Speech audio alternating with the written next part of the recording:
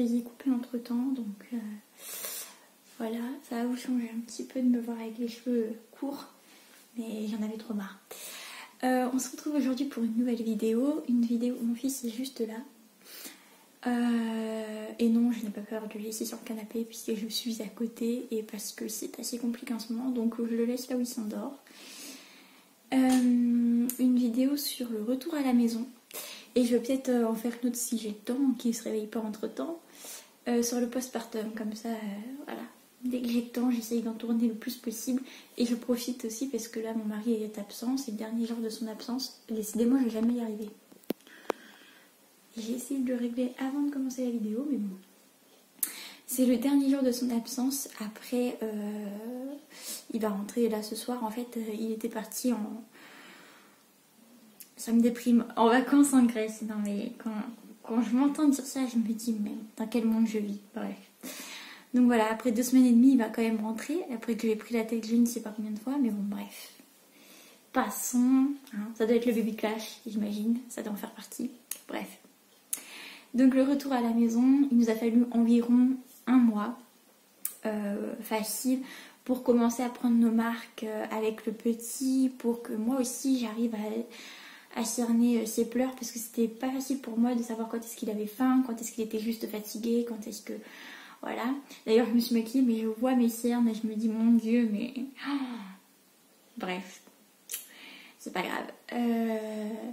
C'est assez compliqué pour moi de gérer. Souvent je dis à mon mari, mais non, il est fatigué, il vient de boire, il a pas faim. Et puis en fait il avait faim. Parce qu'au début aussi il avait du mal à se réguler au niveau des tétés, donc il tétait beaucoup.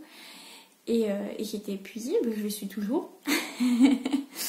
Bon, d'ailleurs on en parle à la fin, mais bon bref, je peux le dire maintenant.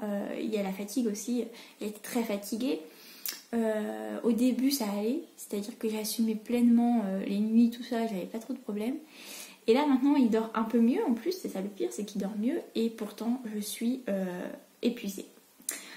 Donc je pense que c'est le contre-coup en fait, c'est-à-dire que j'ai assumé les réveils toutes les 1h30 et puis maintenant qu'il se réveille toutes les 3-4 heures, et ben j'assume plus du tout, j'ai le contre-coup qui arrive et là mon corps me dit mais repose-toi. Mais il n'y a que mon corps qui me le dit parce que ma tête elle non, quand mon fils dort, voilà, je pense à tourner des vidéos, à faire mon ménage...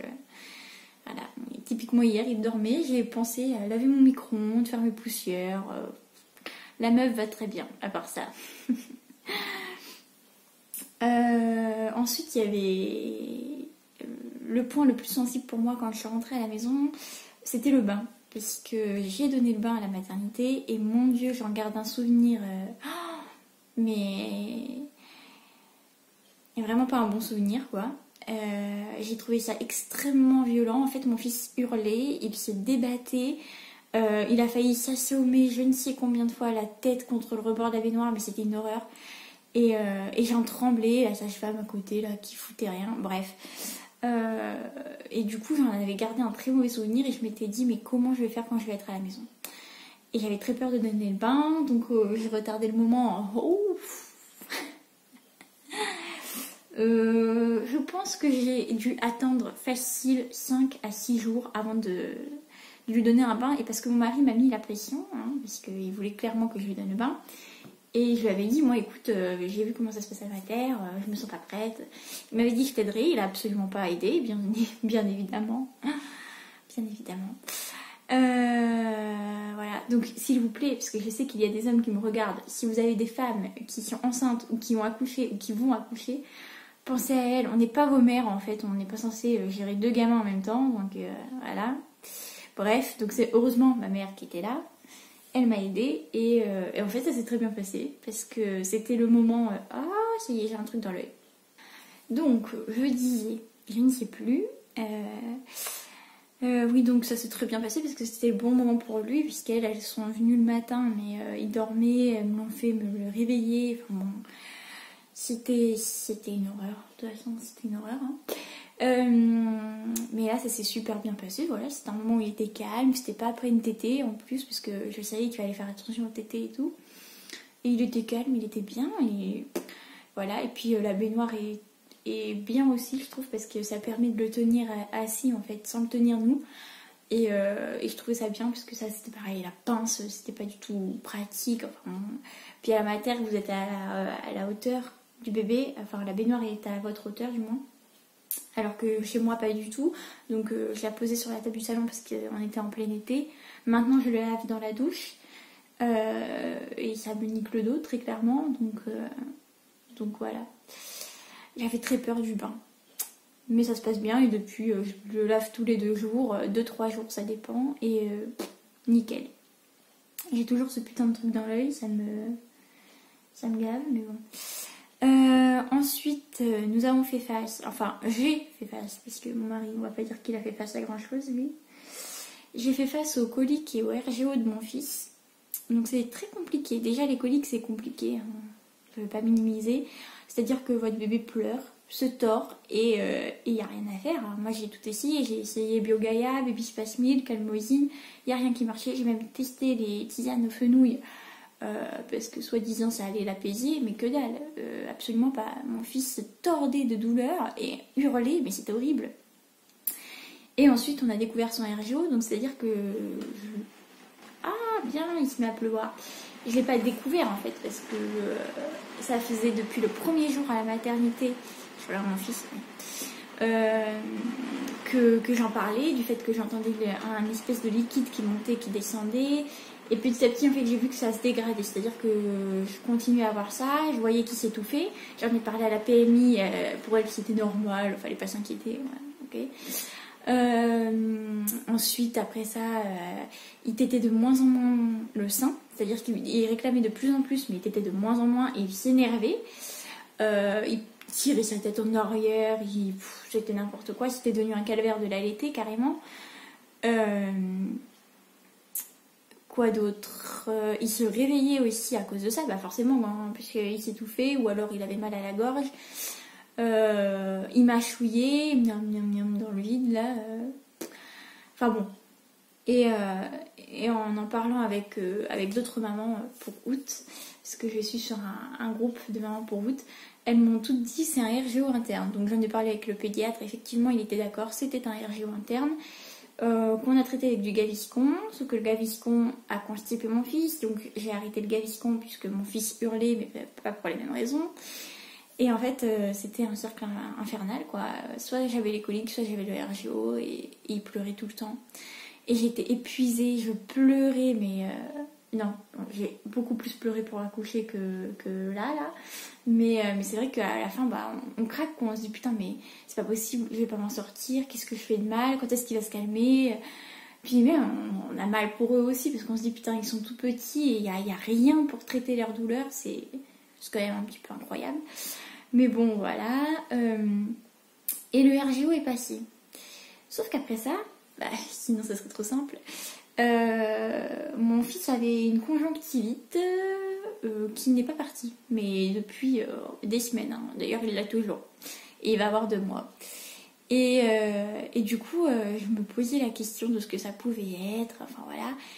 Et du coup en cherchant un petit peu sur l'allaitement, parce que je cherchais sur le RGO, en fait le RGO ça peut être aussi un signe d'allergie, et notamment s'il y a une congestion persistante. Donc la congestion de l'œil, c'est un signe en plus. Donc je me suis dit ok, donc il est allergique, mais je ne sais pas à quoi. Donc j'ai arrêté tout ce qui est produits laitiers en me disant c'est peut-être ça, puisque c'est ce qui cite en premier, c'est les produits laitiers, enfin les protéines de lait de vache. Ça s'est apaisé, donc j'ai réintroduit petit à petit les produits laitiers dans mon alimentation. Je limite toujours, je fais quand même attention à ne pas en prendre trop d'un coup, mais j'en prends toujours un petit peu dans la journée. Ça allait mieux. Et depuis hier, alors que mon fils n'avait plus sa conjonctivite, elle est revenue. Et les coliques aussi, enfin bon bref. Donc du coup, je ne sais pas à quoi il est allergique, j'arrive pas à trouver. J'arrive pas à trouver, je vois pas, parce que... Mais bon, j'irai sûrement voir un allergologue, voilà.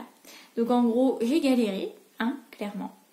Et il faut qu'on parle de la réaction de Nuage. Donc Nuage,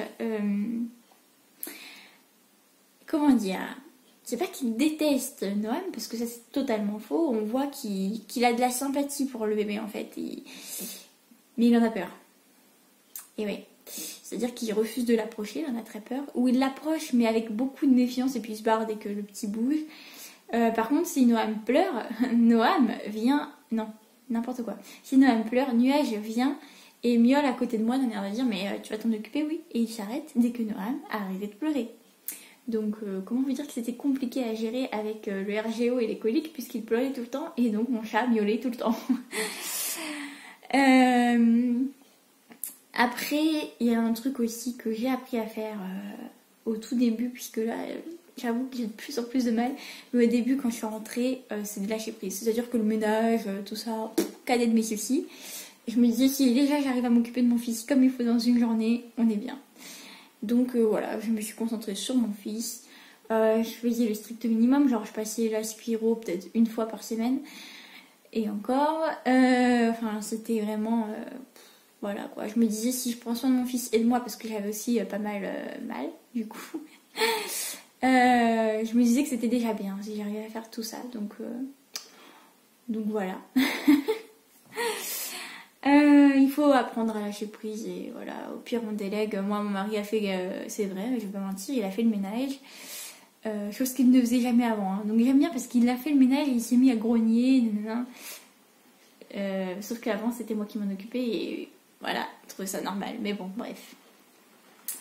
J'avais donc les nerfs en pelote, je craquais facilement, donc je vous l'ai dit, je pleurais, je pleurais pas forcément qu'à cause de Noam, je pleurais parce que j'avais mal, parce que j'étais fatiguée, parce que je gérais tout aussi, il faut le dire, hein. C'est moi qui gérais quand mon fils avait des crises de larmes, c'est moi qui gère les couches parce que mon mari refuse de le faire, c'est moi qui gère le bain puisque ça aussi a priori il refuse de le faire, et c'est moi qui allaite évidemment, donc je suis coiffée comme une folle là, donc j'étais épuisée. Et je craquais facilement, je me suis mise à pleurer pour tout et pour rien, et même un soir, j'ai dit à mon mari, mais clairement, en fait, tu m'aides pas, donc en fait, voilà, il pleure toute la journée, j'ai toute la journée dans les bras, j'essaie de le consoler toute la journée, j'y arrive pas, voilà, d'ailleurs, ça y est, ça recommence. Donc voilà, donc en gros, c'était un petit peu un surplus, puis forcément, après, on se remet aussi en question, on se dit, c'est pas possible, il y a un truc que je fais mal, ou je passe à côté de quelque chose, ou... Donc voilà, bref, non mais c'est pas possible. Je suis à 2 mois postpartum bientôt, hein. Désolée chez Facebook. Bon, bref, donc voilà. Le retour à la maison, ça s'est passé un peu comme ça. Là, on est à 2 mois postpartum, ça se passe mieux. Je gère un petit peu mieux les crises de mon fils. Il a un peu moins de coliques, un peu moins de RGO, même s'il en fait toujours un petit peu. Et je gère mieux. On a commencé à trouver un rythme, aussi bien au niveau des tétés que du sommeil, que voilà.